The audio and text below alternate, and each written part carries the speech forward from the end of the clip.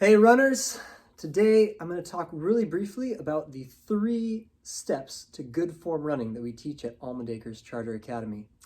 For our running program, I like to always hit on these 3 points, and we'll dig more into what each of them looks like in detail in other videos. But today, I want to briefly talk about these 3 points so that you are starting to think about them as you're out there running.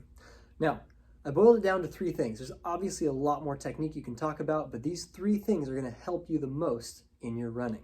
So, step number 1, stand tall.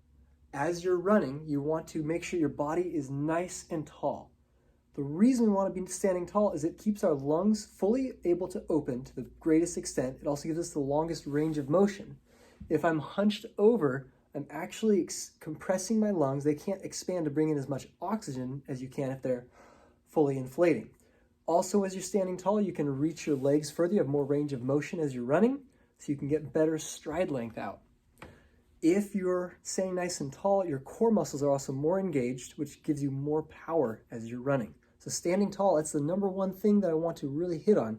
Whenever you're out running, think, am I standing tall? If I had a line going through, could it pull up and help me be with better posture while I'm running? So remember, stand tall.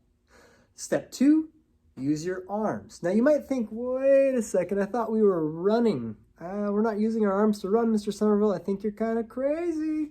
Well, you're right about the crazy part, but you're wrong about the arms. When you're driving your arms forward, that actually helps your legs keep turning over too.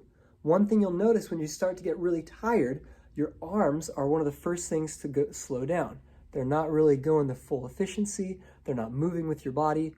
And as you realize that, and you're like, oh, wait a second, I need to stand tall, I need to drive my arms, you're going to see yourself getting better at running even when you're tired. So when you're using your arms, let me see if I can get this up a little bit so you can see better what this looks like.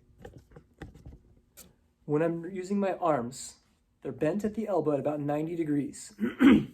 My fingers are gently holding themselves together. I'm not squeezing, but they're gently, my thumb is right up here. Like you could hold a potato chip and it wouldn't break, but it wouldn't fall out of your hand. So not too tight, not too loose, just gently holding it in place.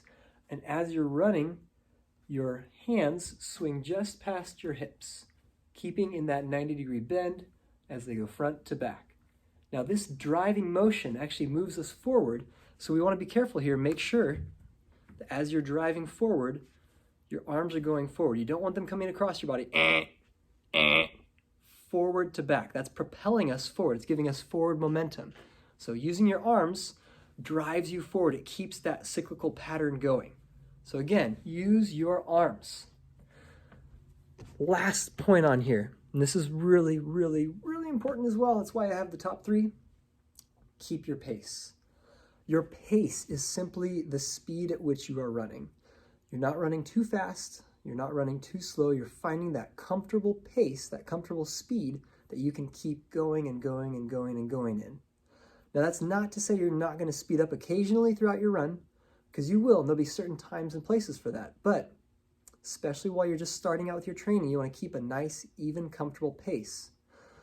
Now, the reason we want to hit on this idea, if you start too fast, what happens?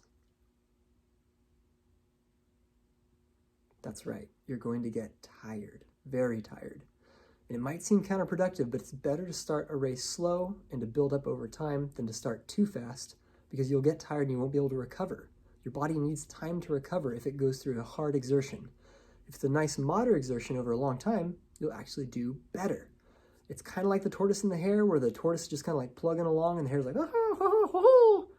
Except in this case, the hare would get really tired and like not be able to finish, and the tortoise would just keep going and eventually win. So remember, keep your pace. And your pace is going to be different than that pace, and that person's pace, and that person's pace. You have your own pace that you're going to work on, and that will get faster over time. And I'm going to help you make that pace faster. But find the comfortable speed that you can keep up for about 10 minutes. That's the speed you want to work on, and it will get faster, but right now just focus on finding that even speed and keep it going. All right, you guys, those are 3 good form running techniques that I like to teach here. Again, we stand tall. Shoulders back, head up nice and straight. Second, we use our arms. Our arms drive our legs. I'm not flailing them, I'm keeping them nice and control. Gentle potato chip in between my thumb and my finger. and keeping that forward momentum going, always in a forward momentum pattern. And the last part is to keep your pace. Find that speed that's comfortable for you and stay there. We'll get more into this in detail later, but for right now, those are the three key things. So get at it. All right, you guys, get some runs in, stay healthy, stay active, and I'll see you soon.